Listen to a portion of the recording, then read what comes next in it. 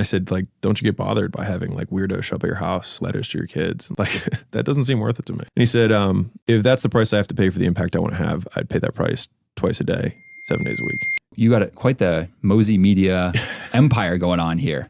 Amazing team. I know a number of them. You know, how did it bring us back to kind of your epiphany when you realized like, damn, we got to start building more of an audience here, move off of sort of the paid ad side and build this business different? What was the kind of thinking pattern there? I mean, I had reality kind of slap me in the face a bunch of times in a row in a very short period. So like I was, just for the audience to like understand the gravity of this 180 degree flip for me is that like, I think episode 7 of my podcast is called Stop Branding. Yes. And I do, I mean, I leave it up there because I want people to see the, the progression over time. I respect that too. Yeah, no, I appreciate it. And so I was just like, cold outreach, run ads, don't talk to me. You know, like, it's just like, that's what it is. Like, that's how you're going to get customers. And obviously referrals and affiliates and things like that. The idea of just organic content didn't really make sense to me. And to be fair, I was also a local business owner and was speaking to local business owners. And I think that there's actually some truth to that. Because the thing is like, if you actually build an exceptionally large, personal brand, it doesn't make sense to monetize through a local business. And so what does make sense for a local business? Well, they probably should have strong referrals from their existing customers, create affiliate relationships with other local businesses. They should run ads. They should do outreach. Like that is probably local SEO. Yeah. Yeah. That is the approach they should be making. But I saw Kylie Jenner become a billionaire when she was 20 and I was 27 and I thought I was, hot shit. And I was like, she is way richer than I am. And so it means that she's doing something different than I am by an order of magnitude that I don't understand. And she had a personal brand. But I was like, you know what? Kris Jenner's been building her brand since she was 5. Like, okay, I'll write that off as a fluke. But then, Huda Beauty, sold a chunk of her thing at 600. Now I think it's worth over $1 billion. And, Conor McGregor had Proper 12 and George Clooney had Casamigos, right? And then The Rock has Terramana. And each of those multi-billion dollar things, like seemingly overnight. Now you've got Logan Paul with Prime. And so, but in that short period, it was like 12 months, all of these plays started coming out. And I was like, I'm playing this wrong. And so I still wasn't convinced because I didn't want to be famous. And I have another clip of me being like, I never want anybody to know who I am from a few years ago. And I was sat across the table from a friend of mine who's famous. You would recognize him.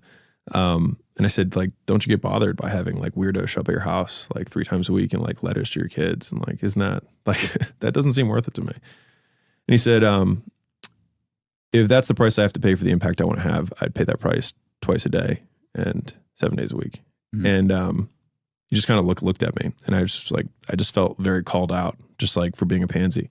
And so I was like, all right, well, that's what I'll do. And so that was like the last straw that broke the camel's back. And I started making content that week. Yeah, I see that self-limiting belief a lot with people where, they're like, oh, personal brand, I don't want to be famous. Yeah. And I think we live in a totally different day and age now. And there's a whole other kind of game being played.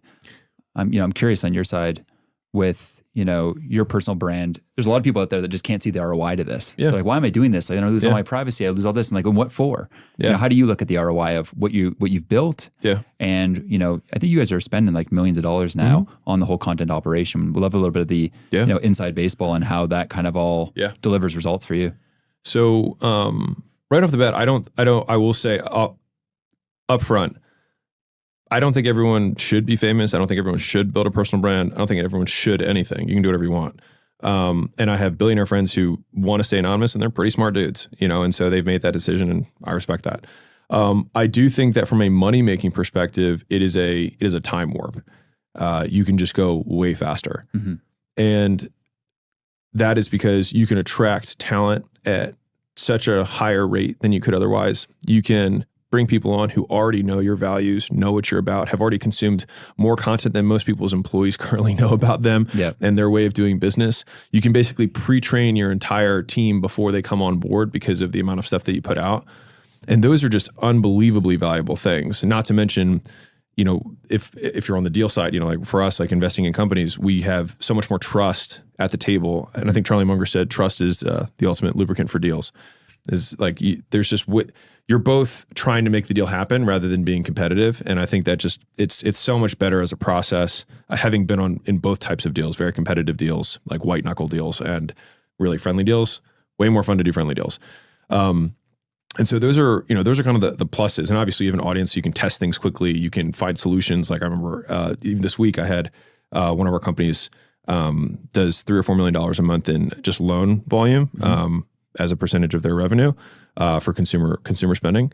And we were switching processors, and we were kind of linked to a different loan engine, and I wanted to make sure that we'd be able to transfer it to the new processor.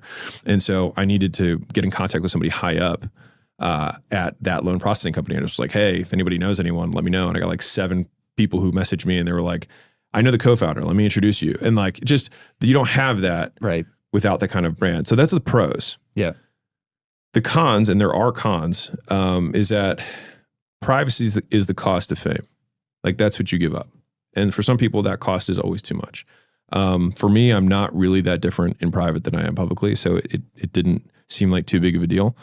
I mean, I still thought about it. Second is it's irreversible. You like, once everyone knows what you look like, that's it. Like, you can't stop. Like, like it's irreversible. And that's why you shave the beard. Yeah. Right. I think I'd still probably get recognized. And there's like small social costs. Like, if I walk outside of the house, I'll get recognized 4 or 5 times every time I walk outside. And that's fine. Or if I go to dinner with Layla, I'll probably have to stop 3 or 4 times during the dinner to take pictures. And that can be, disrupting. And the hard part is that you always have to be in the best mood ever, because this is the one time that this person will ever see you. And they will make 100% of their lifelong judgment and tell every person they ever meet how you are based on the 30 seconds of how you interact with them. And then 10 minutes later, you do it again.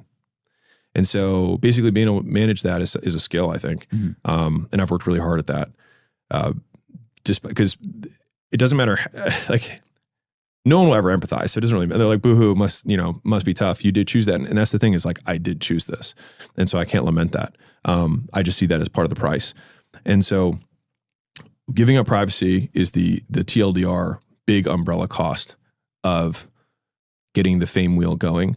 But there are, in my opinion, pros and cons, but there are more pros than there are cons. Yeah. I also don't talk about super racy subjects.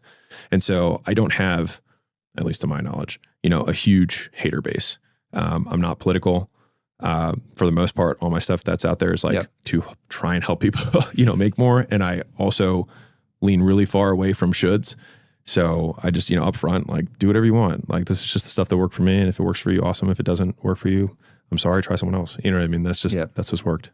I completely agree that, the benefits definitely far outweigh the cost, just your surface area for like luck, community connections, cash flows, more deals, more opportunities. Recruiting. I think at the end of the day too, like personal brands kind of just get a bad rap. It's one of those things too. It's just building your digital reputation. Everyone's online. They're going to check your LinkedIn before meeting with you or diligencing your company or doing a deal, just making sure that you're putting your best face forward, your best foot forward in those deals. And hopefully having a reputation that persuades you. You walk in the door, the deal's almost already closed. They're just trying to meet you, talk to you, chop it up, and hopefully get it across the line. Yeah. I think it feels really obvious to people, whether it's, The Rock with Terramana or Logan Paul with Prime, that these kind of consumer products, like, of course that makes sense with those products because everyone's your market. Yeah. But when you're talking about the private equity space, I think that's where sometimes people are like, no, this is different. This is different. How do you kind of give me some of the details? I'm curious, like, how this has actually helped you, close a deal or, and really change the trajectory, because you guys are doing $200 million of revenue now. Yeah. Here. Well, my quote fame or audience size in no way directly helps any of the portfolio companies. I say maybe ancillarily, but like, I purposely try to not, I'm not public about the companies that we own almost at all. And I'd love to get into that because I'm curious. Yeah. No, I mean, that was by design. I'll explain now. The reason I don't talk about them is because I don't want to be included in whatever the exit is. And so if I bought it without me, I want to sell it without me, because I don't want to now have a 5-year non-compete on the back of another deal in 3 years because I promoted it. And so if I'm going to use money and expertise with our team to grow a business, then that is what the deal is about. If I'm trying to approach something as a brand deal, which I have done almost never, you can probably tell I haven't really promoted anything. It would have to be for a really good opportunity that would make a lot of sense for everyone in my audience. And so, yeah, for that reason, I have kept it private because I want, also to a small degree, because I think the founders that we work with, that we've invested their companies, a lot of them want the credit, for the success. And I think that as soon as, the world hears like Alex was involved in the deal, I will probably get a disproportionate amount of the credit. And I, as an entrepreneur too, I don't want that, because I might not have done, a disproportionate amount of the work. I'm just curious on that, right? Just to double click into it. Like, you know, Warren Buffett, who is someone that we obviously both like follow a lot of his stuff on, at the end of the day, with Berkshire Hathaway, all those companies, most in the portfolio are kind of, hey, we're a Berkshire company. That company's bought. Warren Buffett doesn't necessarily, come with the company. What do you think either he's missing, or what's the difference, and what am I missing maybe? No, you're good. He has a decentralized management model. And so he buys outright, and he usually doesn't buy to sell. And so selling is not usually part of his playbook unless absolutely necessary. And so at that point, his reputation provides a lot of value, but he's not necessarily trying to have another acquirer in the future. For us, we are trying to have another acquirer in the future for most of the companies that we buy. And that has shifted. In the beginning, we were just planning on buying and holding, but I would say that we have now learned that it's very tough, especially if you keep the founder in place, which is usually how we do our deals, because usually the business will be limited by the founder. And so at that point, it's like, okay, it's clear that this founder is not competent past this level. And so we should sell.